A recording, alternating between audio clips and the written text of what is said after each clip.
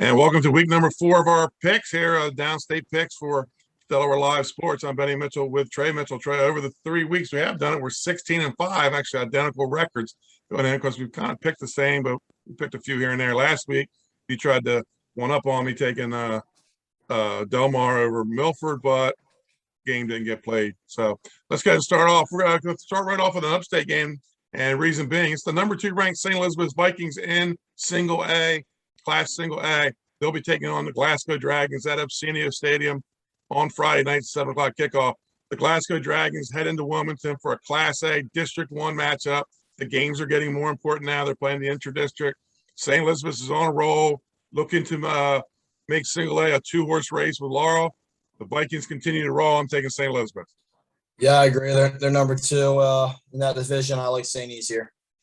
Friday night kickoff, 7 o'clock. Little Middletown, Odessa, Townsend area brawl going on here. St. George's Votech versus Appoquinimink. Friday night kickoff at 7. St. George's, they let the state know they were here last week with the upset over Salesianum. Now the Hawks carry around the number 3 ranking.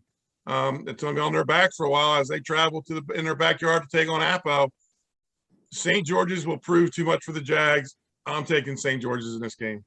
Yeah, I agree. I think they're going to be too much. I think coming off that big upset win over Sally's is going to keep get their confidence up even higher and keep them rolling. I like St. George's. Let's jump back downstate. Friday night kickoff, 7 o'clock. Sussex Tech Ravens and the Lake Forest Spartans. Sussex Tech put a scare into Woodbridge last weekend as they improve. They also seem to be a little bit of up and down team, not just week to week within the game. They had their bright spots against Woodbridge, and then they had their down spots. They have to learn to finish games. After seeing last week's close games, the Spartans will be ready. I'm taking the Spartans to roll to 4-0 Lake Forest in this one. Yeah, I think it's going to be a close game. Tech's been in some good games this year, like you said, but just haven't been consistent through the whole game. And I think that'll probably be the difference playing a tough Lake Forest team at home. I like Lake Forest. Friday night kickoff, 7 o'clock. The Polytech Panthers and the Laurel Bulldogs. Polytech played a strong first half against Seaford last week. But the big plays by the Blue Jays was the difference. This week they traveled to the Dog Pound against a team that has made big plays their specialty this year. Look for the Bulldogs to start slow, but finish strong with the win. I'm going Laurel. Yeah, Laurel's looked good all season, especially in that second half. I like Laurel here at home. All right, so now let's get to the nitty-gritty, some of the tight games to pick here this weekend. Friday night kickoff, 7 o'clock, the Seaford Blue Jays and the Indian River Indians. This is the first big test for Seaford, who's 2-0 for the first time since 2017.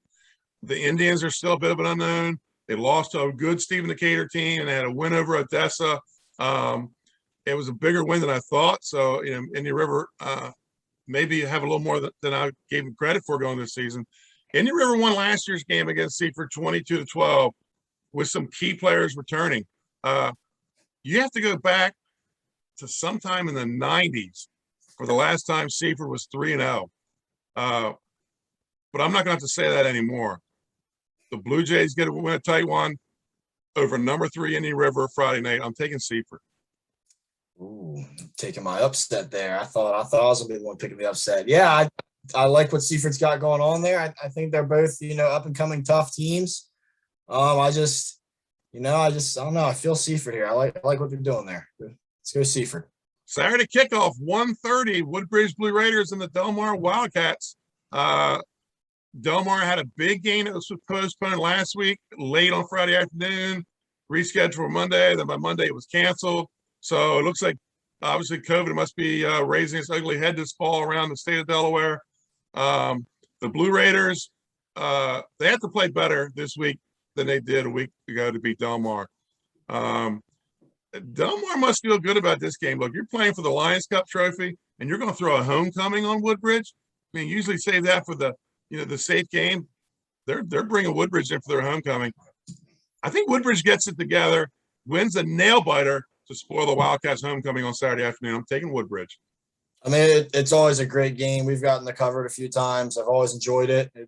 Every time they've both won, probably. I don't know the record overall, but it's got to be pretty close.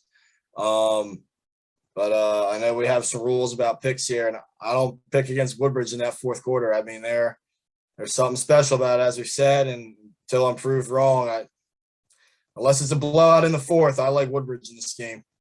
Okay, so let's move to upstate downstate game. It's going to be it's a Newcastle versus, I guess we'll call it a Kent Sussex because Milford sits on the county line. But it's the new Class AA District 3. This is an intra-district game against the Red Lion Lions and the Milford Buccaneers. The loss to Lake Forest, followed by the cancellation to Delmar, that game puts the Bucks' backs against the wall. Red Lions a very good football team. Don't let their 0-3 record fool you. Losses to St. Mark's, Delmar, and Caravel may have the Lions ready for Friday night. I'm taking Milford in this one, but I'm telling you right now, these two teams' state tournament begins Friday night. Yeah, I agree. They're both. I mean, 0-3 record doesn't mean anything about that Red Lion team. They're really good. We know Milford has the ability to put points on the board and win football games.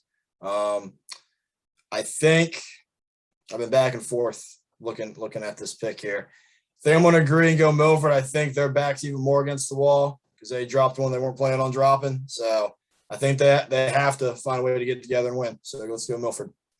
Time for our downstate game of the week. Friday night kickoff at 7 o'clock. The Smyrna Eagles and the Sussex Central Golden Knights. Sussex Central, the defending state champions. Smyrna moved up to the large school division in 2007. Since then, Sussex Central has won 5 of the first 6 times they played. Then in 2014, a new coach by the name of Mike Judy and a young quarterback by the name of Nolan Henderson, you may have heard of, flew into the castle, and they shocked the Golden Knights on their homecoming 35-29 that year. After the Eagles reeled off 3 straight state titles, veteran coach John Wells snapped Smyrna's 20-game Henlopen North win streak, 31-12, back in 2018. And they went on to win a state title that year. Over those 14 years, these two are tied 7-7 during the regular season. But there's that lone tournament game floating out there. Last year, the Golden Knights, they shocked Smyrna on one of the last plays of the game on a fade pattern to the back right corner of the end zone for a 38-34 win on the semifinals on their way to their second state title. Sussex Central over the past few years has been the downstate team that can play with high-powered Smyrna's offense, their wing tee offense, and that defense can make stops when needed. Not many teams have been able to go into the castle and find success, not consistently, which brings to mind my golden rule on picking games. Don't pick against Sussex Central in the castle. I say it all the time. Last night on the show, the whole panel went Sussex Central tomorrow night. Trey, the Eagles under Mike Judy are 3-1 in the castle. Make it 4-1. I sense a bounce back game for the Smyrna Eagles. I'm taking Smyrna in this one.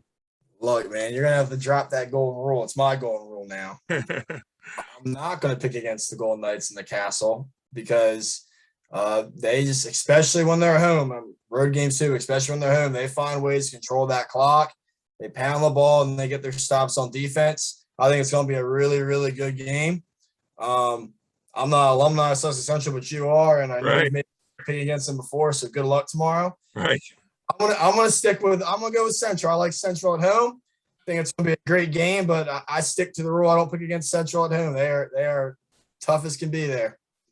Yeah, tomorrow night's kind of going to be the Golden Knights versus the Smyrna Knights in Wayne Knight and Ymir Knight.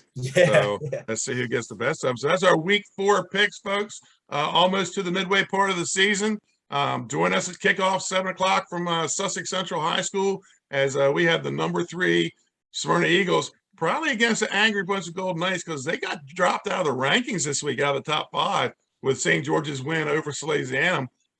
So that moved St. George's into the rankings and Sussex Central out. So the Golden Knights might want to have an answer for that tomorrow night. Till tomorrow night, 6:40, we go on for the pregame, the Sodell pregame show. I'm Benny Mitchell for Trey Mitchell. Have a good day. We'll see you at kickoff.